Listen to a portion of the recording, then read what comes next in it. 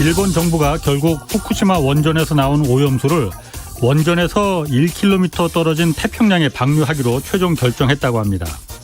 먼 바다에서는 이 방사성 물질들이 더 빨리 희석될 것이라는 설명입니다.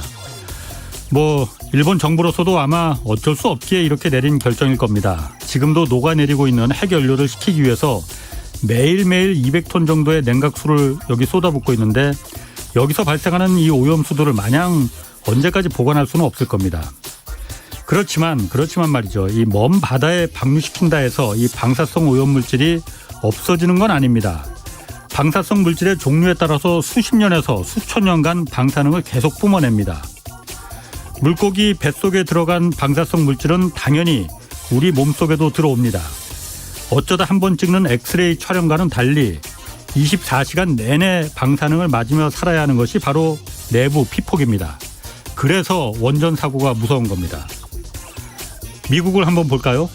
후쿠시마 원전 사고 이후 신재생 에너지 발전 비중을 계속 꾸준히 늘려서 지난해엔 처음으로 원전 발전량을 넘어섰다고 합니다. 네, 경제와 정의를 다잡는 홍반장, 저는 KBS 기자 홍사훈입니다. 홍사훈의 경제쇼 본격적으로 출발하겠습니다. 유튜브 오늘도 함께 갑시다.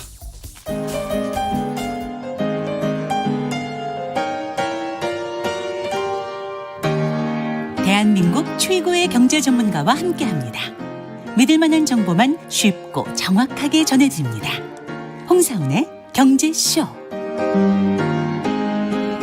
네, 내일 한국은행 금융통화위원회 열립니다. 여기서 금리 올릴지 이제 결정될 예정이고요.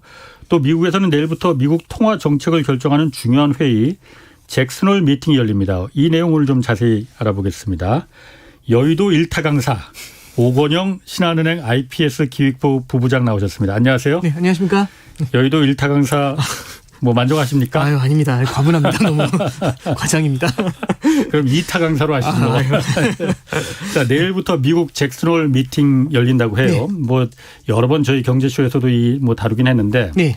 잭슨홀 미팅이라는 게 왜 중요한 거고 네. 그리고 미국에서 이 회의가 열리는 거잖아요. 네. 여기에 우리가 왜 관심을 둬야 되는지 그거 한번 좀 설명해 주세요. 일단 첫 번째는 그 잭슨홀 미팅이라는 것 자체가 이 와이오밍주에 있는 되게 작은 그 도시라고 해야겠죠. 작은 도시인데 경치가 그렇게 좋답니다. 근데 이제 거기서 이제 벌써 한 꽤 오랜 기간 동안 해마다 이제 이 컨퍼런스가 열렸는데 이 회의에 이제 각국 중앙은행 총재나 경제 관련 굉장히 거물급 인사들이 모여가지고 이런 세미나라든지 이제 컨퍼런스 같은 걸 진행하면서 굉장히 좋은 아이디어들을 많이 얘기해 줬어요.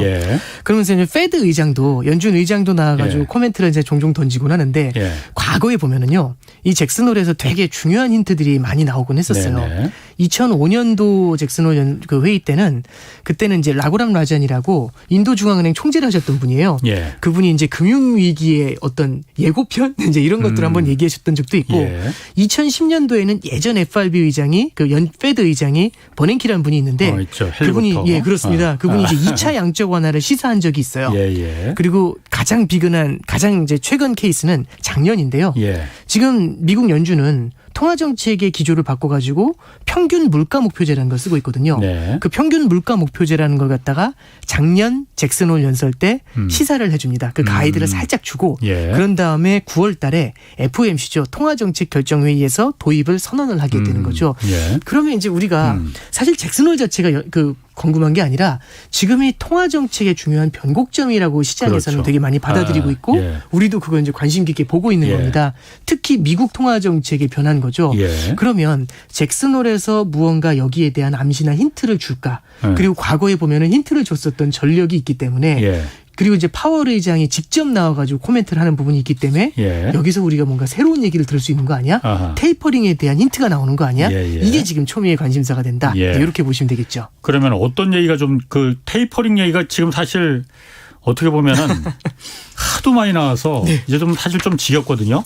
제가 생각하기에 어쩌면 이런 생각도 했어요. 미국 연방준비제도 그러니까 미국 중앙은행이 전 세계가 다 이렇게 테이퍼링에 대해서 좀 어느 정도 좀 기시감 또 네. 피로감 이런 네. 걸 느끼는 걸 의도한 거 아닌가 네네. 그런 생각도 들더라고요.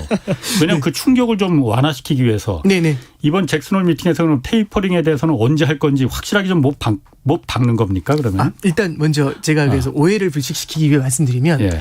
통화 정책을 결정하는 회의가 FOMC입니다. 예. 이건 이제 잭슨홀 같은 경우는 컨퍼런스예요. 그래서 앞서도 말씀드렸다시피 중요한 통화 정책 변경에 대한 암시를 던지는 거지 암시. 그걸 갖다가 결정을 해가지고 선언을 예. 하는 게 아닙니다. 아하. 그래서 잭슨홀 컨퍼런스에서 예. 테이퍼링 하겠습니다 이렇게 얘기한 게 아니라 아하. 테이퍼링을 할 것 같은 뉘앙스를 풍겨주는 거죠. 그러면 그다음에 FOMC란 그 회의에서 이제 네, 그렇습니다. 발표한다 이거죠? 9월 20일경에 있는 그 FOMC 예. 회의에서 이걸 갖다 이제 발표를 하는 건데 예, 예. 그럼 9월 20일 날 있을 FOMC 회의에서 테이퍼링이 과연 어떤 식으로 나오게 될지 예. 빠르게 진행이 될지 어떻게 될지에 대해서 어느 정도는 좀 암시가 좀 나타나지 않을까라는 걸 기다리는 거죠. 그래서 예. 잭슨홀에서 선언할 가능성은 없다고 보시면 되고요. 예. 다만 잭슨홀에서 여기 각국 중앙은행 총재들이 모여 있는데 하나 말씀을 드리면 네. 미국의 통화 정책 변화에 우리가 관심을 갖는 이유는 미국의 통화 정책이 미국에만 영향을 미치는 게 아니라 전 세계에 영향을 미칩니다. 그렇죠. 글로벌 경제 전문가들이나 글로벌 중앙은행 총재들이 함께 참석한 자리에서 예. 거기에 대한 의견들을 공유한다. 예. 이렇게 봤을 때는 글로벌 전체 차원에서 미국의 통화 정책에 대한 가이드를 보여줄 필요는 있는 거죠. 예. 그런 면에서 뭔가 테이퍼링에 대해서 여태까지 나왔던 것보다는 조금 더 진전된 내용이 나올 거야. 이게 1번이고 예. 두 번째는 지난주에 이제 FOMC 의사록이라는 게 있었지 않습니까? 예, 예. 그 의사록에서 연내 테이퍼링이 가능할 것 같다라는 얘기가 나오면서 시장이 한번 뒤집어진 적이 있는데 거기 그렇게 이제 민감한 상황에서 잭슨홀이 열리니까 굉장히 이제 초미의 관심사로 떠오르고 있는 거죠. 그런데 그게 네. 그 저도 그 FOMC라는 게 그 연방준비제도 쉽게 말해서 회의잖아요. 네, 그렇습니다. 그 회의록에서 테이퍼링이 예상보다 좀 빨라질 것 같다 이런 뉘앙스로 거기서 나왔었잖아요. 네네. 네. 그런데 그 다음에 며칠 어젠가 그젠가 네. 또 연방준비제도에 또 유명한 사람은 또 있다면서요. 무슨 달라스의 무슨 연방준비제도 총재? 네. 이 양반은 또 아니다 테이퍼링 그렇게 서두를 거 없다. 이 사람이 또 더군다나 매파 중에 매파라면서요. 아, 네네. 그 사람이 갑자기 입장을 바꿨다면서 아, 네. 이 뭐 왔다 갔다 뭐 하자는 건지 그러니까 더 네. 헷갈리기만 하거든요. 네. 이게 좀 어려운 말씀이 되는데 예. 저도 참 이게 설명을 드릴 때마다 참 당혹스럽긴 합니다만 이제 이 의사록이 뭔지에 대한 말씀을 먼저 드릴게요. 예. 7월 29일 날입니다. 그러니까 지난달 말이었죠. 예. 7월 29일 날 FOMC가 있었고요. 예. FOMC가 끝난 다음에 딱 3주가 지나잖아요. 예. 그럼 그때 무슨 얘기를 했는지 의사록이 나와요. 그렇죠. 그럼 우리가 예. 꼭 봐야 될 건 뭐냐면 지난주 목요일 날 발표된 의사록은 예. 지난주 목요일의 얘기가 아니라 그렇지. 7월 29일의 얘기라는 게 중요한 포인트입니다. 3주 전. 네, 그렇습니다. 그러니까 저도 처음에 그 의사록을 읽을 때는 뭐야 얘기가 왜 이렇게 바뀌었지? 그거는 그러니까 3주 전을 놓고서 생각하지 않고 지금만 놓고 보면 이 사람은 뭐 다음날 얘기를 받고 이렇게 돼버리는 그런 케이스가 있어요. 그래서 이거는 첫째는 3주 전에 있었던 얘기다라는 걸 먼저 깔고 들어갈 필요가 있고요. 예. 두 번째를 말씀드리면 그러면 3주 전에 비해서 지금 미국의 델타 변이가 되게 빠르게 확산이 된다라고 한다면 예. 얘기가 바뀔 수도 있죠. 그래서 예. 이제 말씀해 주신 분이 달라스 연은의 이제 달라스 페드의 예. 로버트 카플란이라는 분이에요. 예. 그분이 원래는 중도파 중에 한 분이었는데 예. 이번에는 특히 이제 매파로 분류가 되는 분입니다. 그러니까 테이퍼링 긴축 빨리 하자고. 네, 빨리 하자고 하시는 분이고요. 빨리 지금 10월이라도 해야 된다는 분이 있고 이렇게 그분하고 계속 네. 풀다가는 망한다. 네, 그렇죠. 예. 이게 이제 조금 이제 그 사연을 좀 말씀드리면 뉴스 플로우가 최근에 되게 빠르게 돌아가가지고 예. 사연을 좀 말씀드리면 지난주에 이제 그 얘기가 이제 저기 FOMC 의사록이 발표가 됐고 예. 그리고 이제 그 연준에 위원 중에 어떤 분이 있냐면 카시칼이라는 분이 있어요. 예. 미니애폴리스 연은의 총재인데 이분이 이제 비둘기 중에 왕이에요. 예. 이분은 뭐 테이퍼링은 상상도 하지 않는다 그랬던 분이 갑자기 지난주 총과 지지난주 중반쯤인가 만약 고용이 이렇게 양호하면 테이퍼링 해도 되지 않겠어? 이제 이런 식으로 얘기한 거죠. 그러니까 시장은 항상 그런 것 같습니다. 매파라는 분들이 예. 원래 테이퍼링 서둘러야 된다고 숱하게 얘기했던 분들이 인터뷰를 해요. 예. 그럼 시장에서는 저분은 어차피 그런 얘기 할 거니까 이렇게 기대를 하니까 그분이 매파적인 발언에도 놀라지 않는데 되게 비둘기 테이퍼링 생각도 안 하고 있어 이런 분이 없지 테이퍼링 해야 될 것 같은데 이러면 깜짝 놀라는 거죠. 그렇겠네요. 예, 반대로 매처럼 얘기했던 분이 갑자기 만약에 델타 변이가 좀 확산이 되면 조금 이렇게 얘기하면 또 깜짝 놀라는 겁니다. 예. 그러니까 항상 시장은 기대했던 것보다 조금 더 세거나 기대한 것과 달랐을 때 되게 큰 이제 반응을 보이게 되는 거죠. 그래서 뉴스 플로우가 최근에 보면은 그런 변화들이 나타나니까 깜짝깜짝 놀라는 게 있고요. 제 생각에 이제 테이퍼링 그 의사록에 대한 얘기를 제 생각에 조금 좀 전해드리는 게 필요한데 의사록에 나온 얘기를 좀 우리가 좀 한번 세밀하게 좀 뜯어볼 필요가 있어요. 조금 이제 저도 요즘 깜짝 놀라는 게 이 의사록에 나오는 표현들은 사실 저 같은 사람들이 원래 분석하는 케이스인데 저도 대중방송에서 이제 이런 걸 말씀드리게 될 거는 상상도 못했습니다. 2년 전만 해도 이런 건 상상도 못했는데 이게 이제 이런 그만큼 세상이 바뀌고 있으니까. 그러니까 저도 이 되게 좀 뭐 이것까지 알아야 돼 이제 이런 생각 드실 수 있는데 그래도 또 이제 궁금해하시면서 되게 질문들을 많이 주셔서 맞습니다. 제가 한번 좀 어떤 식으로 저도 생각하는지를 좀 말씀을 드리면 이런 겁니다. 제가 첫 번째는 7월 29일 날 버전으로 이 의사록을 보셔야 된다는 말씀드렸잖아요. 거기 나온 얘기는 이렇게 나왔습니다. 대부분의 많은 위원들이 거기 이제 참석하는 사람들이 11명이 이제 참석해가지고 회의를 하는데 그 중에 많은 사람들이 다수의 사람들이 뭐라고 했냐면은 만약에 지금처럼 경기에 실질적인 진전이 나타나면 고용이 이렇게 좋으면 연내에 테이퍼링 해도 된다 이렇게 얘기를 했어요. 그 얘기는 뭐냐면 우리가 봐야 되는 건 뭐냐면 딱 이걸 보면은 우리는 딱 보이는 거는 연내 테이퍼링 이게 보이거든요. 근데 그것만 보지 마시고 다른 두 개를 보는 거죠. 두 개가 뭐냐면 다수의 위원이란 단어하고 그런 다음에 이런 실질적으로 진전이 계속 이어진다면 좋은 조건이 이 두 가지를 같이 보는 게 가정법입니다. 그럼 뒤집어 말하면 이런 고용이 좋은 게 안 이어진다면 못한다는 얘기잖아요. 그렇죠. 이제 픽스가 된 게 아니라 거기에 대해서 만약 계속 좋다라면은 해도 된다라고 이제 얘기를 한 겁니다. 그러면 이제 첫 번째 포인트를 좀 잡아서 보는 거죠. 이게 그 다수라는 얘기를 하고 있잖아요. 다수의 위원인데 다수의 위원들은 그렇게 얘기를 했지만 그 밑에 문장에 뭐라고 나오냐면 영어로 이제 several이라는 단어가 있어요. 그러니까 몇몇의 참가자들은 몇몇의 회의 참가자들은 내년 초에 해야 된다. 조금 신중할 필요가 있다. 이렇게 나와요. 그러면 딱 보면은 다수가 유리하잖아요. several 이거 몇몇 사람들보다는 다수가 유리하니까 에이 그러면 이건 됐네. 이렇게 생각하실 수 있는데 만약 그 몇몇의 참가자에 웨이트가 조금 높은 분들이 있다면 이런 한번 가정을 해보는 거죠. 예를 들어 파월 의장이 좀 있는. 파월 의장이 그 안에 들어가 있다면 이제 이런 생각을 한번 해보는 거죠. 그래서 이제 보면은 제가 7월 29일 날을 명확히 기억을 해요. 왜냐하면 저는 그런 걸 보는 사람이라서 7월 29일 날에 이제 분위기를 보시면 딱 이 FOMC가 딱 끝나잖아요. 그럼 뭐가 있냐면 성명서라는 게 발표가 돼요. 2장짜리가 딱 발표가 되는데 거기 어떤 내용이 나오냐면 실질적인 경제 진전이 있기 때문에 테이퍼링을 고민해 볼게요라는 문구가 딱 들어가 버린 거예요. 예전에는 안 들어갔던 그 문구가 딱 들어갔거든요. 그러면 시장이 깜짝 놀랐습니다. 그때 당시에. 뭐야 이게 시작하나? 이제 이런 분위기였는데 그래서 새벽에 뉴욕 증시가 막 휘청이기 시작을 했어요. 근데 그게 끝나고 성명서를 딱 발표한 다음에 시간 조금 있으면은 누가 등장하냐면 파월 의장이 등장을 해서 기자회견을 해요. 그래서 기자들이 막 질문하는데 파월 의장이 하신 말씀이 이런 얘기를 하더라고요. 아직 멀었다. 아직 멀었다. 실질적인 진전을 보려면 아직 멀었다. 그 성명서는 그럼 왜 그렇게 된 거예요? 그렇죠. 그러니까 일단은 파월 의장이 그렇게 얘기를 하니까 시장 분위기가 또 확 도는 거예요. 그래서 이제 그날 7월 29일 날 기사를 보시면 아직까지 비둘기 뭐 이제 이런 식으로 얘기를 하면서 화기애애한 FOMC였음. 뭐 이렇게 하고 지나간 거죠. 그러면 이번에 그 다수의 위원들이 연내 테이퍼링을 얘기했다라는 그 문구가 있었잖아요. 그 성명서에. 아니 성명서가 아니라 그 의사록에. 아니 그러면 그 회의를 주관했던 사람이 끝나고 나가지고 그 얘기를 했다는 건. 그 소수의 파월이 들어가 있었네요. 그러면은. 세버럴에 혹시 파월이 들어갔을 거라는 합리적인 추측이 이제 가능해지는 거죠. 그리고 한 분이 더 있습니다. 이제 최근에 보면은 파월 의장이 교체될 수 있다라는 얘기가 나오고 내년이 그렇습니다. 하마평에 오르는 분 중에 한 분이 라엘 브레이너드라는 분이 있어요. 연준 이사도 있는데 그분도 그 FOMC에서 이제 그 결정권이 있거든요. 근데 이제 그분이 이제 8월 1일 날 그 컨퍼런스가 있었는데 거기서 이제 무슨 얘기를 하냐면 브레이너드는 이런 얘기를 해요. 브레이너드 이사는 첫 번째는 고용에 대한 얘기입니다. 이게 보시면 그 지난 요번 달 초에 보면은요. 미국 고용지표가 발표가 됐는데 그 고용지표가 되게 좋게 나왔어요. 100만 명이 나왔거든요. 두세 달 계속 좋게 나오잖아요. 95만 명인데 100만 명이라고 할게요. 계산하기 좋게. 연준에서 제일 고민하는 게 뭐냐면 페드에서 그 코로나 이전을 보면 코로나 이전보다 지금 일자리가 700만 개가 모자란다는 거예요. 아직. 이거 채우기 전에 안 된다. 근데 100만 개가 나왔죠.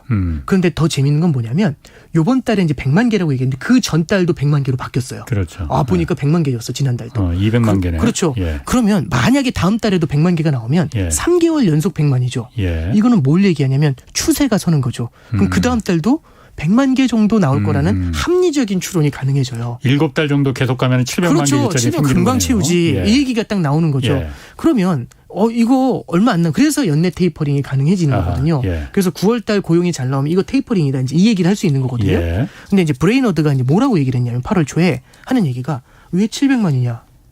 예? 그랬더니 무슨 말씀이지? 이랬는데 브레이너드 하시는 말씀은 이런 얘기죠.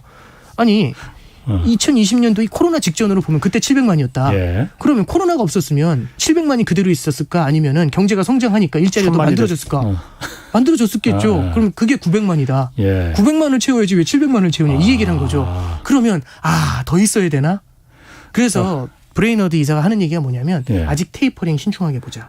이 얘기를 8월 1일 날 해요. 예. 그럼 7월 29일 날 의사록이잖아요. 예, 예. 7월 29일 날 그 회의를 하고 난 다음에도 한 얘기죠. 그러면 그 세버럴에는 브레이너드 이사가 들어가 그 2인자도 있다는 얘기겠죠. 2인자라고 하기보다는 이제 그분도 이제 예, 그런 예. 얘기를 했다라는 얘기인데, 네, 그래서 고용에 대한 얘기 이 부분이 좀 이렇게 논란의 여지가 있는 거고 델타 변 그분이 거기서 한 마디 더 한 게 뭐냐면. 델타 변이 효과를 보면서 예. 고용을 확인을 할 때 예. 이걸 보자고 합니다. 9월 달에 고용 지표가 되게 중요한 이유가 예. 9월 달 고용 지표가 10월에 나오거든요. 9월 내내 고용이 있었으니까. 예, 예.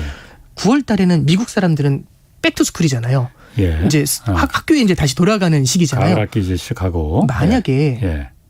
델타 변이 때문에 학교에 다시 못 가면 예. 그러면 취업을 하실 수 없는 부모님들도 생겨날 수가 그렇죠. 있겠죠. 예. 두 번째는 9월 초에 실업수당 추가 실업수당 주는 거 있잖아요. 그게 9월 6일이 마지막 아니에요? 예, 그게 끝납니다. 예. 그 다음에는 어떻게 될까에 대해서 9월달 지표를 좀 볼 필요가 있겠죠. 그게 중요하다 예, 이거죠. 그래서 이제 브레이너드 이사가 무슨 얘기를 했냐면 예. 델타 변이가 만약에 영향을 주는지를 보려면 예. 9월, 10월달 고용을 한번 볼 필요가 있다는 얘기를 하는 거고 10월달까지 나온다는 얘기는 11월에야 확인이 되잖아요. 그렇죠. 예. 그렇지. 그러면은 뭐 9월 달부터 테이퍼링 시작한다, 10월 달부터 테이퍼링 시작한다 쉽지 않을 거다라고 이제 이렇게 얘기를 한 겁니다. 그런 근거를 갖고 있다 이거죠. 예, 그래서 이제 지금 이제 말씀이 너무 이제 지루하게 길어졌는데 다수 이제 지루하진 않아요. 네, 다수 얘기를 했었지 않습니까? 다수는 그렇게 보는 건 맞는데 소수에서 얘기하는 주장 중에는 그렇구나. 이런 의견이 있다는 말씀을 드렸고 고용에 대한 얘기, 두 번째는 델타 변이에 대해서 조금 더 구체적으로 얘기한 건데 예. 그리고 난 다음에 3주가 지는 이 시점에 예. 그 카플란이라는 그 매파 그분이 예. 등장하셔가지고 얘기한 건 델타 변이가 조금 세면 좀 조금 테이퍼링 좀 천천히 할 수도 있어요. 이제 이런 암시를 살짝 준 거죠. 그리고 이제 아까 비둘기였는데 매로 돌았다고 했던 카시칼이라는 그분 있잖아요. 예. 그분도 지난주엔 갑자기 테이퍼링 델타 변이 때문에 어쩌면 늦출 수도 있을 것 같은데 이제 이런 고민들을 하고 있는 겁니다. 그렇군요. 네. 아이고 말씀하시는 게 그 지루하지 않은 게 네. 연기도 잘하시네 보니까요. 아닙니다. 그래서 네. 지루하지가 않습니다. 네. 예. 아니 그런데 델타 변이 때문에 지금 물론 델타 변이가 굉장히 다시 또 쇼크를 준 건 사실인 것 같은데 네. 정말 델타 변이 때문에 그런 겁니까? 아니면 미국의 성장이 그래도 델타 변이가 있다 하더라도 성장이 계속 치고 나가면은 네. 그 자신감도 있고 고용도 그야말로 그럼 훨씬 더 늘어날 테고 네. 그럴 텐데 미국의 성장이 지금 의심의 눈길로 보는 사람들이 많잖아요. 네, 그렇습니다. 미국의 성장이 지금 계속 좋게 가는 겁니까? 안 가는 겁니까? 나쁘지는 않는데요. 그러니까 예. 만약에 제가 일상적인 그냥 평균적으로 봐왔었던 그 시각으로 미국 경제를 바라보면은 예. 굉장히 좋아요. 근데 우리가 이제 바라보는 건 뭐냐면 2분기가 너무 환타스틱했거든요. 예. 그 2분기보다는 지금 둔화가 되는 모습은 분명히 있고요. 예. 두 번째는 소비 지표가 생각보다 빠르게 좀 둔화가 되는 양상입니다. 그래서 소비 심리나 이런 것들이 약해지고 있는데 여기에 대해서는 여러 가지 해석들이 있어요. 예. 첫 번째는 물가가 너무 높다 보니까 소비가 둔화되는 면이 있다라고 하는 분들도 있고 두 번째는 이게 경기부양책을 쓴 게 지난 3월이었잖아요. 예. 3월달 경기부양책을 써서 결국에는 수표를 다 넣어준 거지 않습니까? 예. $1,400씩 그렇죠. 1인당. 그렇죠. 그럼 그게 계속 갈까?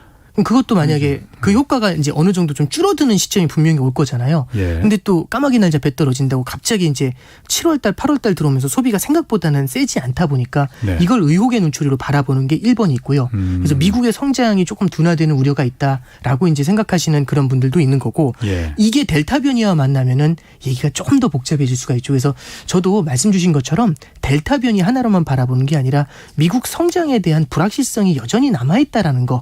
예. 여기에 델타 변이가 같이 들어와 있다는 것. 예. 이것 때문에 지금 테이퍼링에 대한 약간의 이제 좀 컨선 이제 여러 가지 논란이 있는 거 아니냐 이제 그렇게는 좀 보고 있습니다. 그 테이퍼링이라는 건 이제 돈을 이제 미국 정부가 네. 중앙은행에 계속 이제 시장에다 풀어주는 쉽게 네. 말해서 돈 풀기를 말하는 거고 사실 저희가 좀 관심이 있는 네. 거는 네. 그것도 돈 푸는 것도 중요하지만은 미국의 기준금리가 도대체 네. 언제 저기 네. 올라가냐. 왜냐하면 네. 그게 바로 한국에서도 다른 신흥국들도 마찬가지고 네. 한국도 지금 금리가 관심 있는 분들 많이 네. 있거든요. 네. 미국은 그럼 기준금리를 원래는 2023년 그러니까 네. 내후년 네. 초에 뭐 올린다 이렇게 얘기를 했었어요. 네. 그런데 그것도 빨라진다는 얘기도 있었고 그 옐런인가 그 재무장관은 네. 미국의 금리가 이제 정상으로 다시 돌아와야 된다 이런 말까지도 한때 했었잖아요. 네, 예전에 한번 했었죠. 금리는 거 어떻게 되는 겁니까? 일단 이렇게 설명을 좀 드리겠습니다. 그 통화 정책을 쓸 때 여러 가지 방법이 있는데 이런 게 있어요. 금리를 제로 프로까지 기준금리를 0%까지 낮춥니다. 예. 그런데도 경기가 안 살아나면 더 낮출 수가 없잖아요. 예. 그럼 어떡하지 하다가 그냥 돈을 풀어버리는 양적 완화라는 방법을 쓰게 돼요. 예. 그래서 기준금리가 제로가 된 다음에 양적 완화를 하고 있는데 지금 그 양적 완화를 한 달에 1,200억 달러씩 풀어주고 있는 겁니다. 예. 테이퍼링은 뭐냐면 양적 완화를 갖다 줄이는 거예요. 아하. 근데 잠깐 보시면 금리를 제로로 내리고 양적 완화를 한 거잖아요. 예. 그럼 이거를 풀려면 되돌리려면 역순으로 돌려야 되거든요. 예. 먼저 양적 완화를 풀고 그렇지. 그 다음에 기준금리를 올려야죠. 예. 그러면 시장에서는 어떤 생각을 하냐면 양적 완화가 다 끝나기 전에는 기준금리 올리진 않는다라는 걸 확실히 그렇겠네. 알고 있는 거죠. 그렇겠네. 그럼 제일 중요한 건 뭐냐면 양적 완화가 언제 끝나는데 이게 중요한 거거든요. 예. 그래서 우리가 테이퍼링이 시작하는 게 언제냐도 되게 궁금해하지만 어쩌면 더 중요한 건 뭐냐면 테이퍼링의 속도도 되게 중요합니다. 예. 한 달에 1,200억 달러씩 풀어주고 있잖아요. 그렇죠, 지금. 근데 이 속도에 대해서 참 논란이 많은데 한 달에 1,200억 달러인데 이걸 어떻게 줄일까? 이제 이 얘기가 이제 또 나오고 있습니다. 그래서 보시면 예를 들어서 한 달에 이거를 100억 달러씩 줄이잖아요. 1년 걸리네. 그렇죠. 1년 걸리죠. 예. 150억씩 줄이면 8개월이 걸리죠. 예. 네. 근데 6개월 만에 줄여야 된다고 하시는 분도 있어요. 제임스 블라드라는 분이 있거든요. 200억 달러씩 그럼 줄이면 되겠네요. 예, 그러면 어떤 얘기를 하냐면 그분은 9월에 시작해가지고 내년 네. 3월에 끝내야 됩니다. 이 얘기를 해요. 와, 그러면은 딱 나오죠, 각이. 내년 3월에 그럼 금리 예. 올릴 수도 있겠네요. 200억 달러씩 줄잖아요. 그럼 이제 예. 테이퍼링이 딱 끝났죠. 양적 완화 끝났죠. 그럼 그다음부터는 금리 인상이 가시권에 들어오는 거예요. 그럼 언제 올릴까를 이제 볼 수 있는 겁니다. 예. 그래서 이제 그분 같은 경우는 얘기하는 게 내년 3월에 끝낸 다음에 기준금리 내년 하반기부터 인상을 준비해야 된다. 이 얘기를 하는 거죠. 예. 그럼 시장이 깜짝 놀라죠. 그러니까 말씀해 주셨던 것처럼 테이퍼링은 돈을 풀어주는 거를 조금씩 덜 주는 겁니다. 예. 그러니까 제가 이제 운전 배울 때 제일 혼난 게 뭐냐면 엑셀로 속도 조절해라라는 말을 이해를 못했어요. 처음 운전 배울 때 고속도로 갈 때 엑셀에서 발 떼면 조금씩 줄어들잖아요. 속도가. 그렇게 배우는 건데 테이퍼링은 엑셀에서 발을 떼는 겁니다. 예. 그렇죠. 기준금리 인상은 브레이크를 살살 밟기 시작하는 거죠. 그렇게 하니까 참 네. 이해가 쉽네. 예, 그렇게 보실 필요가 있거든요. 예. 그러면 브레이크 언제 밟을 거야? 이걸 물어보는 거죠. 예. 그럼 엑셀에서 이제 더 이상 할 게 없을 때 예. 그때 이제 브레이크를 밟기 시작을 해야 되는 거잖아요. 예. 자, 그러면 이게 제일 중요한 포인트는 여기서 이제 말씀을 드리면 결국에는 언제 시작하냐도 중요하지만 이 속도가 얼마나 진행이 될까 이렇게 이제 보는 겁니다. 현재 시장 컨센서스만 말씀을 드리면 예. 이 테이퍼링이라는 게 연말이나 올해 연말이나 빠르면 올해 연말 아니면 내년 연초에 시작을 하고 예. 그런 다음에 월 150억 달러씩 줄일 것이다 라고 얘기하고 있고요. 내년 10월 정도에 종료가 될 것이다. 이렇게 얘기를 하고 있어요. 네. 그래서 내년 10월이나 11월 정도에 양적 완화가 끝나면 그때부터 기준금리 인상에 대한 가시권이 들어오는 거잖아요. 참고로 하나 말씀을 드리면 이게 그때하고 좀 비슷해요. 13년도에 테이퍼링을 할 때 보시면 13년도에는 14년 1월부터 14년 10월까지 테이퍼링을 했고요. 예. 그래서 14년 10월에 끝났잖아요. 실제 기준금리 인상은 15년도 연말에 했습니다. 15년 12월에. 한참 뒤에. 한참 1년 정도 걸렸죠. 근데 예. 사실은 테이퍼링 끝났을 때는 15년도 6월부터 할 수 있다. 이 얘기는 했었어요. 예. 그래서 지금 얘기하는 건 내년 예를 들어서 10월 11월쯤 끝나게 되면은 2023년 중반부터는 기준금리 인상을 할 수 있는 거 아니냐. 약간 그렇게 이제 평균적으로는 그 정도 얘기하고 있고 빠른 분들은 내년 말 정도. 테이퍼링이 조금 빨리 되니까 2022년 말 이런 얘기하는 분들도 있고요. 지금은 전체적으로 컨센서스가 그렇게 퍼져 있습니다. 그 컨센서스는 그런데 그게 제가 계속 왔다 갔다 하기 때문에 제가 좀 헷갈리는 거거든요. 왜냐하면 시장이라는 게 네. 확실하게 자 우리는 연방준비제도 그 정책이 중요한 거는 우리한테도 직접적인 영향을 모든 경제에 미치니까 지금 관심 있게 보는 거잖아요. 자 이때부터 가고 이때부터 테이퍼링 돈 풀기 이제 좀 줄일 거고 금리를 언제부터 올릴 거니까는 만반의 준비들 하고 있어.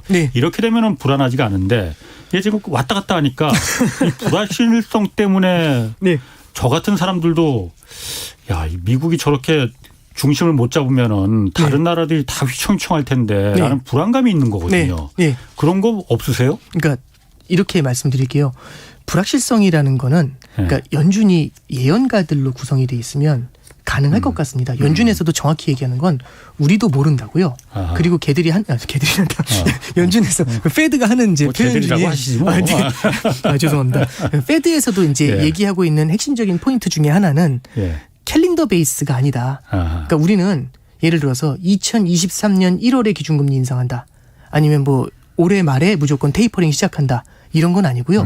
계속해서 얘기하는 게 데이터를 보면서 움직인다라고 얘기하거든요. 그냥 하나만 과거 사례를 이제 계속해서 말씀드리면 13년도 얘기를 그냥 또 해드릴게요. 그러니까 계속 옛날 얘기만 한다고 생각하실 수 있지만 사람이 하는 일이라는 건 기계가 하는 게 아니라 만약에 그냥 조건만 충족되면은 테이퍼링 들어가도 된다면 제 생각엔 로봇 써도 되잖아요. 근데 사람이 하는 일이라는 건 그 많은 전문가들이 모여서 하는 일은 이런 겁니다. 13년도 5월에 테이퍼링을 선언했고요. 그때 시장에서 컨센서스는 13년도 9월이면 바로 테이퍼링 들어갈 거야. 이 얘기를 했거든요. 근데 문제는 뭐냐면 이머징 시장이 송두리째 흔들렸습니다. 시장이 흔들리니까 아니다. 그래서 14년 1월부터 시작했어요. 두 번째는 아까 전에 조금 의외라고 생각하신 게 있는데 14년도 10월 달, 11월 달에 테이퍼링이 끝났잖아요. 그래서 원래 예상은 15년 6월에 기준금리 인상을 하려고 했거든요. 와, 이게 15년도 6월에 기준금리 인상을 한다고 하니까 이미 14년 말부터 1년 내내 15년도 1년 내내 미국 금리 인상 저도 지겹게 들었어요. 그래서 저도 그 기자님이 아까 질문해 주셨던 그 포인트가 너무 공감이 되는 게 아유 이제 그만해라. 하도 지겨워 맨날 금리 인상 얘기하냐 그랬었거든요. 그래서 언제 하든지 빨리 해라 이런 생각까지 들었었어요. 15년 6월이 됐는데 시장 분위기가 안 좋아요. 그래서 6월 달에 기준금리를 못 올렸거든요. 근데 15년도 8월부터 중국이 송두리째 흔들리기 시작했습니다. 중국이 흔들리면서 미국 경제까지 뒤흔들리니까 15년도 9월에 기준금리를 못 올렸어요. 그래서 언제 올린 거냐면 15년도 12월에 올린 거거든요. 여기서 말씀드리고 싶은 건 뭐냐면 시장 상황에 따라서 달라지는 겁니다. 그게 뭐냐면 기준금리를 인상한다라고 제가 작용을 던진 거잖아요. 이벤트를 딱 던졌을 때 시장이 어떻게 받아들이냐에 따라서 이쪽의 반작용도 바뀌게 되는 거죠. 그래서 저는 이제 컨센서스라는 게 계속 바뀐다라고 말씀해 주시는데 전문가들도 계속해서 시장 상황을 보면서 델타 변이도 설마 누가 이렇게 또 4차 대유행에서 우리나라 같은 경우도 2,000명씩 늘어날 거라고 누가 또 생각을 또 했겠어요. 저도 사실은 이제 3차 대유행 끝난 다음에는 아유 이제 백신도 받고 하니까 여름에는 벗겠네 이제 생각했거든요. 마스크. 근데 참 힘듭니다. 저도. 그러니까 이렇게 시장 상황이 바뀌는 걸 보면서 전문가들이라는 그 분들도 같이 계속해서 튜닝이죠. 계속 맞춰나가는 작업을 하는 겁니다. 그 미국은 그렇고 중국 얘기도 한번 좀 볼게요.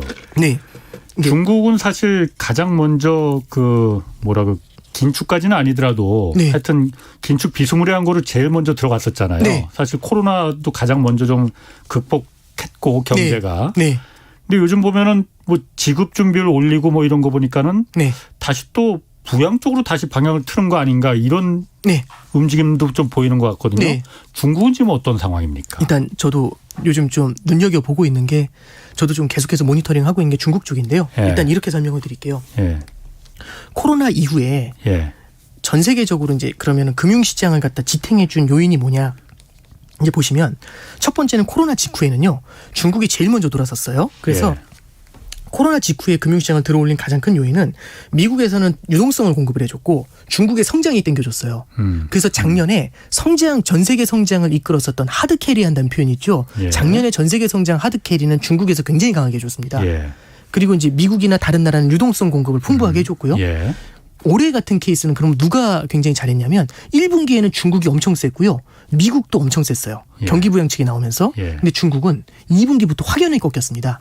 예. 1분기 성장률이 18%였는데 2분기 성장률이 8%까지 8%. 주저앉았어요. 그렇죠. 그리고 3분기는 더 둔화된다. 6% 예. 얘기까지 나오거든요. 예. 그리고 4분기에는 더 떨어진다는 얘기 나오는데 그래서 중국은 1분기에 찍고서 2분기부터는 내려가는 분위기예요. 네. 3분기에도 조금 더 둔화되는 분위기고 자, 이 상태에서 그러면 2분기에 중국이 꺾일 때 무엇이 버텨줬는가라고 보면은 미국의 성장이 2분기에는 정말 판타스틱하다는 말씀드렸잖아요. 예. 중국의 성장이 주저앉을 때 미국의 성장이 세게 나오면서 버텨준 거죠. 네. 근데 3분기가 들어와서 이제 우리가 보라보면 어떤 생각이 드냐면 중국의 성장이 둔화가 되고 있죠. 근데 앞에도 질문 주셨지만 미국의 성장도 둔화될 거라는 그런 의혹 있는 소리가 많다라는 말씀해 주셨잖아요. 예.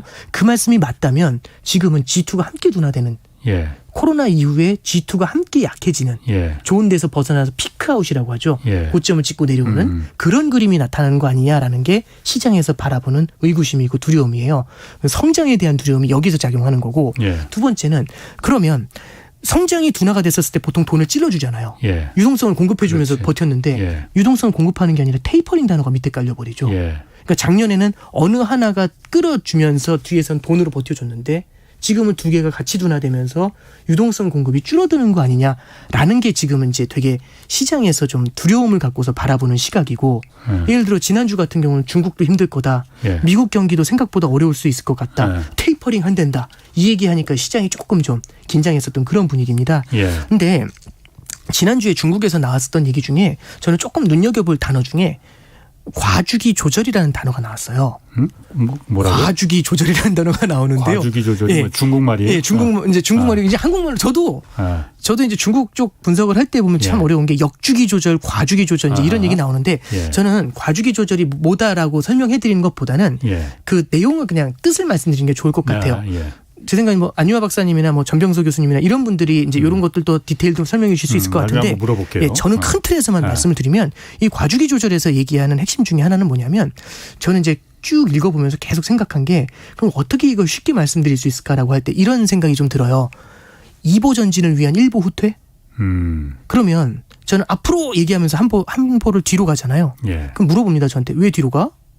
앞으로 가기 위해서. 예. 그러니까 우리는 2보 전진을 위한 1보 후퇴라고 하면 방향이 반대지만 이해를 하잖아요. 예. 그리고 2보 전진이라는 건 중장기적으로 보는 거고 예. 지금 단기로 봤을 땐 1보 후퇴인 거잖아요.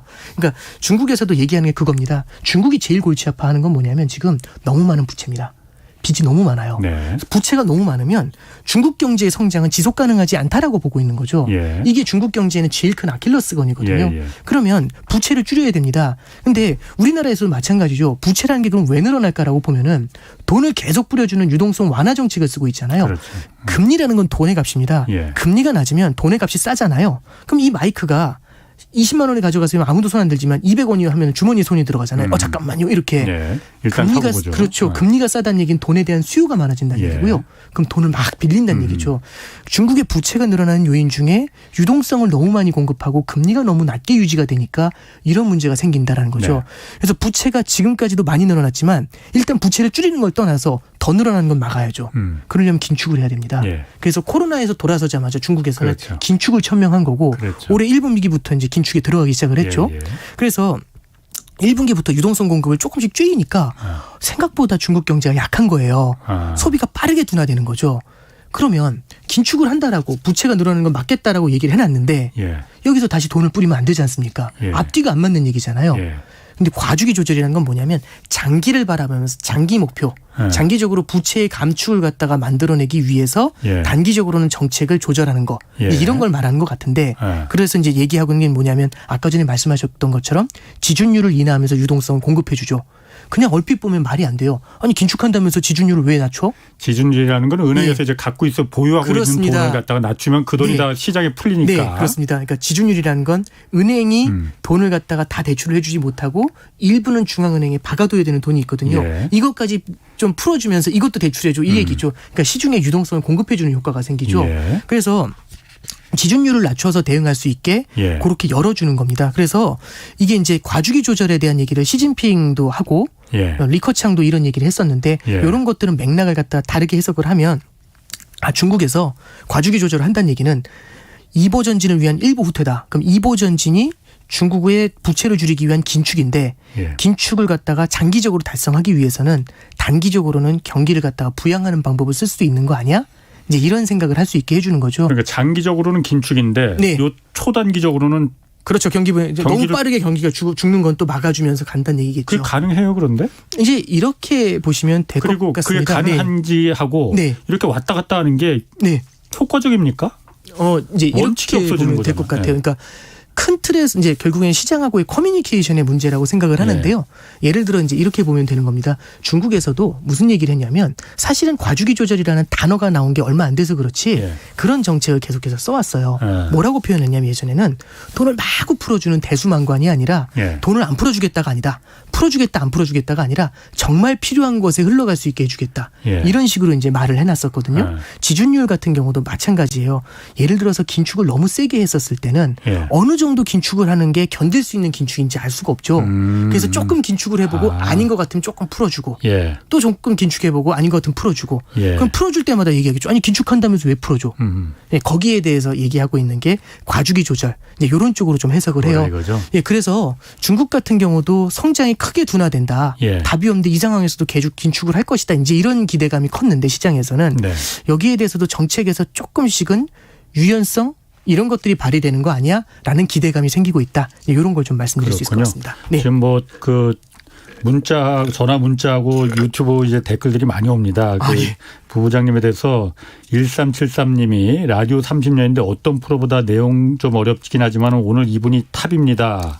아닙니다. 또 고아라님이 어머 저 지금 부의 시나리오 책 읽고 있답니다. 그리고 0210님이 경제는 모르지만 듣는 자체만으로도 재밌고 귀에 쏙쏙 들어옵니다. 그리고 이말숙님 또 1358님 여러분들이 와 정말 달변이시다. 무지 최고입니다. 나중에 밥 한번 사셔야겠습니다. 예, 그렇습니다. 그리고 네. 질문도 하나 있어요. 그 중국 얘기 뭐 조금 있다 하고 정용성님이 이 테이퍼링하고 기준금리 인상으로 미국이 얻는 이득은 뭔가요? 그리고 미국은 진짜로 시장 경제로 움직이는 거 맞습니까? 이 돈이 누군가의 소수 집단의 이득을 위해서 움직이는 거 아닌가요? 항상 화폐 전쟁 이런 데 나오는 음모론 이걸 말씀하시는 것 같거든요. 네. 이거 간단하게 한번 좀. 네. 일단 미국이 얻는 이득이 네. 뭐냐 이걸 말했거든요. 결국에는 이거죠. 예를 들어서 경제가 전체적으로 저성장 길을 걷게 됩니다.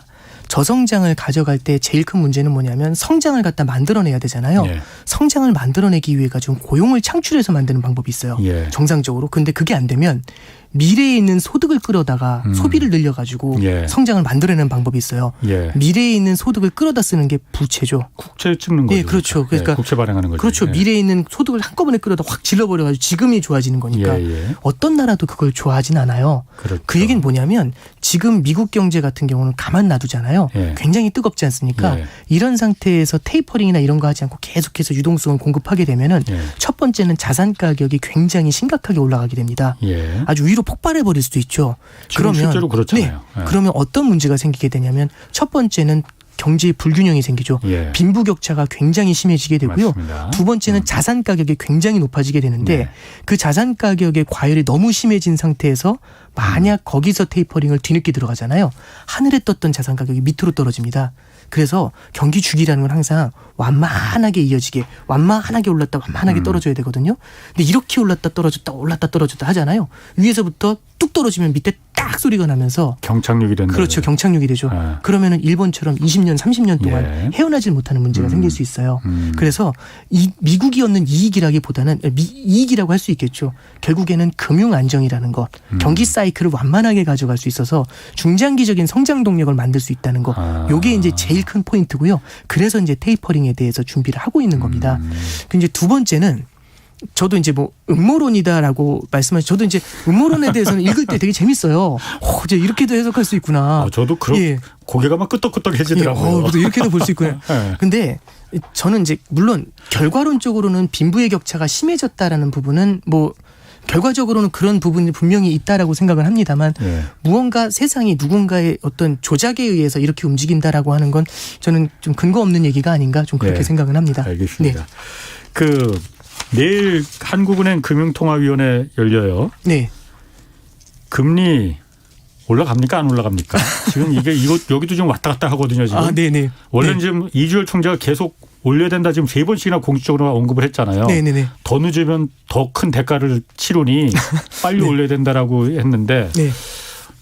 어제 그제 막 기사 나오는 거 보면 이것도 물론 델타 변이가 그 큰 변수긴 한데 네. 일단 부부장님 생각은 어떻습니까? 아니 뭐 제가 뭐 올린다 만다 이제 이거 갖다 말씀드리는 건 좀 부담스러운 것 같고요.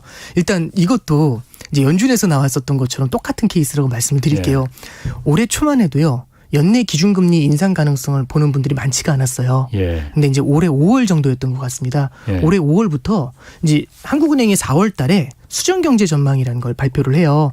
그리고 이제 우리나라 경제 성장률이 생각보다 높아서 4%도 나올 수 있다는 얘기 나오고 예. 그리고 수출 성장이 굉장히 뚜렷하다 예. 이런 얘기가 나오니까 기준금리 인상 가능성을 조금씩은 점치는 사람들이 등장하기 시작을 합니다.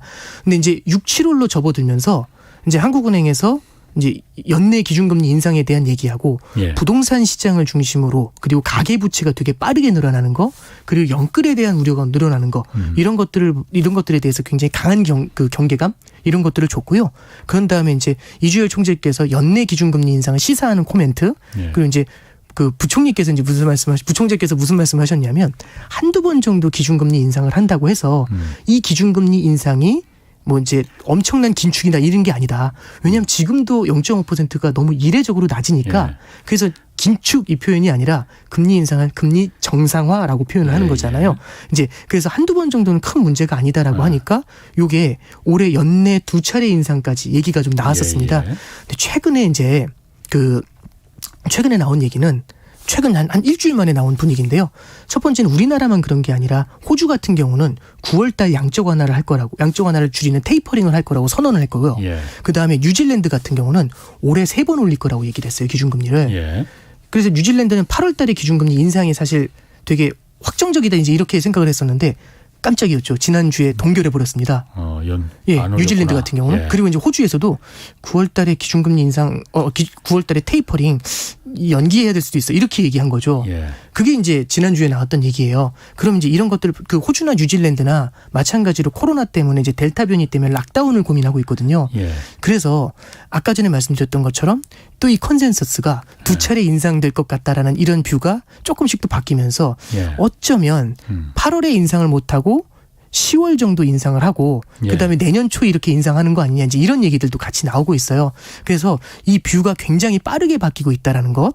델타 변이에 대한 부담을 시장도 느끼는 만큼 아마 내일 금통위에서도 굉장히 좀 부담스럽게 바라보지 않을까. 네, 그렇게는 좀 생각을 합니다. 그리고 하나 더 말씀을 드릴 건 내일 금통위에서 되게 중요시해서 바라봐야 될 거는 이번에 기준금리 인상보다도 그다음에 차후에 기준금리 인상 속도를 어떻게 가져가는지 그 스케줄. 그 스케줄도 같이 좀 볼 필요가 있어요. 그래서 연내 2번인지 아니면은 내년으로 또 넘어가게 되는지 이런 것들도 좀 관건이 되지 않나 그렇게 봅니다. 일단 기본적으로 네. 그러니까 기초적인 걸로 네. 우리나라가 지금 금리가 0.5%잖아요. 기준금리는. 네. 시장금리는 뭐 물론 이미 네. 그러니까 다 많이 올라가고 있어요. 네, 그렇습니다. 네. 근데 기준금리가 올라간다는 거는 네. 우리 경제 만약 올라가면은 득이 되는 건 뭐고 해가 되는 건 어떤 거가 있는 건지 네. 그거 좀 헷갈리는 분들 많이 있으시거든요. 네. 만약 금리를 내일 올린다면은 네.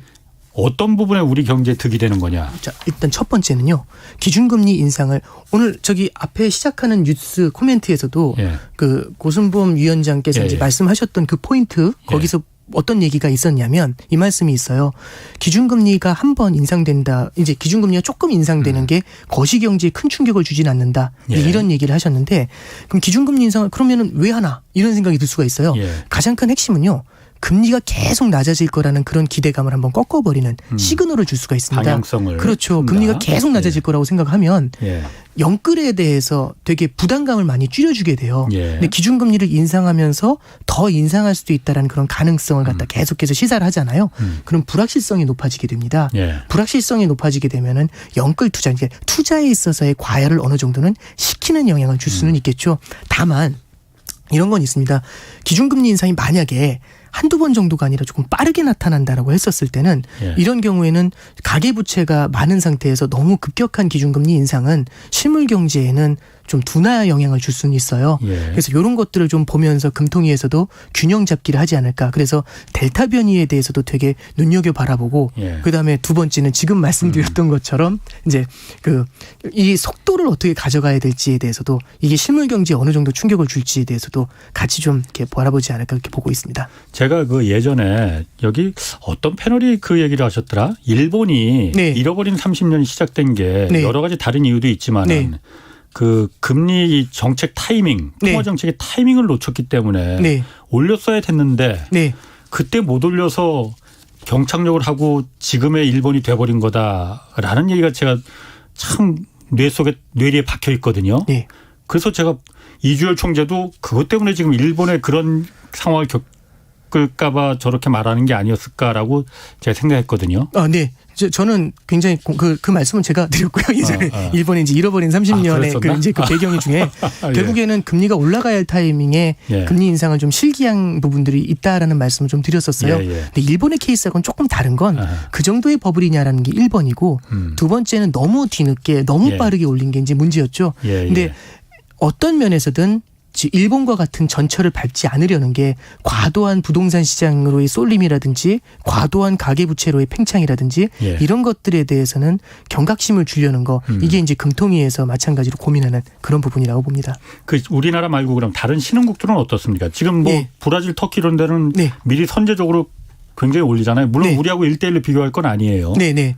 그 신흥국들 같은 경우는 기준금리 인상을 하는 게 자산 시장의 과열도 있겠지만 그것보다는 결국엔 테이퍼링에 대한 예방주사 맞기입니다. 자본 빠져나갈까 봐. 자본 빠져나가기 전에 미리 올려놔야지 한꺼번에 나중에 쫙 들어 올리는 것보다 예. 조금 올려놓고서 예방주사 맞는 거죠. 예. 근데 다만 예방주사 맞았다고 괜찮냐, 감기 안 걸리냐, 이건 또 다른 얘기일 수 있습니다. 예. 그래서 이제 예방주사를 한 번 정도 이렇게 맞아놓고서 좀 기다리고 있는 건데요. 예. 이제 이런 부분들이 테이퍼링 과연 견딜 수 있을지는 조금 더 지켜봐야 되는 그렇게 보시면 될 것 같습니다. 그렇군요. 네. 마지막으로 네. 그 환율도 지금 요즘 관심들 많거든요. 네. 저도 네. 그럼 보면은 굉장히 막 빨리 막 쭉쭉 올라가더라고요. 네. 그래서 1,200원까지 올라갈 것도 아닌가 뭐 그런 생각도 네. 들어요. 네. 일단 환율이 왜 이렇게 올라가는 겁니까? 이제 환율 레벨까지 제가 말씀드리기는 어렵겠지만 네. 이렇게 말씀드릴게요. 첫 번째는 유럽 중앙은행에서는 네. 아직까지 유럽 경기가 돌아서지 않으니까 예. 제조업 경기가 둔화되거든요. 예. 제조업이라는 건 수출하고 연관이 됩니다. 유럽 같은 경우도 물론 큰 내수 시장을 갖고 있지만 미국이란 내수 시장이 훨씬 크죠. 예. 그러다 보니까 특히 독일을 중심으로 제조업이 좋아야 돼요. 예. 그래서 유로화가 너무 강해지는 거는 되게 부담스럽습니다. 예. 그래서 계속해서 돈을 뿌리겠다라는 걸 계속 천명했어요. 첫 번째. 두 번째, 일본 같은 경우도요. 도쿄올림픽이 끝나고 여전히 모멘텀 회사를 하지 않고 있습니다. 도쿄올림픽 이후에도 일본 경제가 여전히 좀 어려운 부분이잖아요. 실제로 일본 경제는 IMF에서도 발표할 때 올해 수정 경제 전망 다 보통 좋게 얘기하는데 일본 같은 경우는 좀 둔화로 네, 얘기를 하고 있어요. 네. 이런 걸 바라봤을 때 일본도 엔 강세를 만들 정도가 안 됩니다. 예. 그래서 엔화가 약세 양상을 보이면서 달러당 110엔 정도를 유지하죠. 그다음에 이제 세 번째 말씀드린 건 위안화입니다. 중국도요. 지금 부채가 굉장히 높아진 상태에서 내수로 크기는 쉽지 않습니다. 예. 이런 상태에서 내수 경제가 둔화가 될 수가 있는데 만약 위안화까지 절상이 되잖아요. 다른 나라가 절하가 되는데 나 혼자 절상이 되면 이거는 그냥 그야말로 독박 절상입니다. 유탄은 혼자 받는 거지. 예. 그래서 위안화도요. 달러당 6.3위안까지 절상이 됐다가 예. 6.5위안으로 돌렸어요. 그래서 지금 위안화 같은 경우도 6.46위안 요 정도 나오거든요. 그러면 중국, 일본, 유럽 이런 그런 국가들이 다 약세인데 예. 우리나라 혼자 예. 원화 강세 이렇게 가기 쉽지 않죠. 예. 우리나라도 어느 나라나 수출과 내수로 성장할 겁니다. 그런데 내수에서는 델타 변이에 대한 우려가 큰 거고요. 그럼 수출 성장이 꺾이는 건 막아야 될 거잖아요. 예. 그럼 원화에 대해서도 네, 당연히 원화 나홀로 강세 이게 쉽지가 않죠. 네. 제가 그냥 일반적인 뭐 이게 너무 과문한 질문이라서 미안하긴 하지만은 그걸 갖다가 정부가 의도해서 환율을 낮출 수는 없는 거 아니에요? 조작하니까. 이게 그렇다고 해서 시장이 알아서 이렇게 원화가 약세가 되고 이렇게 되는 건 아닐 거 아니에요? 어떻게 그게 되는 거지? 이게 이제 외환 시장에서 어느 정도의 영향력이 있는 건 사실이고요. 근데 다만 시장에서는 그런 것들을 경험적으로는 알고 있죠. 그래서 조금 이제 내용이 좀 길다 보니까 말씀이 좀 사라지긴 했는데 좀 생략되긴 했는데 프록시 통화라는 말이 있습니다. 이제 여기까지 가면 되게 복잡하긴 한데요. 다른 나라 통화들이 굉장히 약세로 갔었을 때 예. 이런 통화들의 움직임에 어느 정도는 따라가는 모습들을 좀 많이 보이게 되겠죠. 그래서 원화 혼자 나홀로 강세 가잖아요. 예. 그러면은 투자자들이 알겠죠. 야, 이렇게 예. 되면 한국 수출 어려워진다. 원화 예. 약세. 미래를 보고 투자하게 되니까 이런 것들이 환율에 반대 영향을 주게 됩니다. 그렇군요. 네. 일각에선 또 그런 얘기도 했었어요. 그러니까 이 환율이 지금 이렇게 막 그 원화가 뛰는 제 약세가 된 게 네.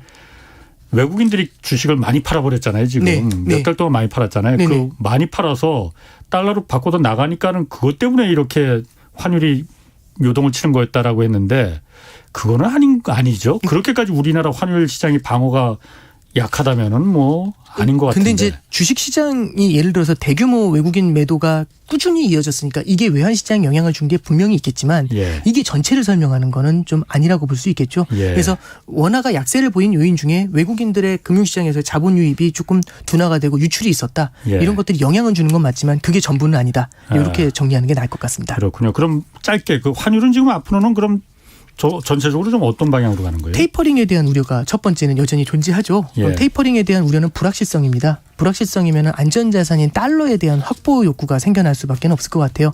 이거는 결국에는 아까 전에 말씀드렸던 결국에는 다른 나라 통화하고 맞물리면 알겠습니다. 약간 달러 강세 압력이 있을 것 같습니다. 예, 시간이 지금까지 없네요. 오건영 부부장 함께했습니다. 고맙습니다. 네, 감사합니다. 자, 홍사원의 경제쇼였습니다. 얼마 남지 않은 대선 격동의 시간이 될 것 같죠? 정치가 스트레스가 아닌 엔돌핀이 될 수는 없을까요? 오직 당신을 위한 변하지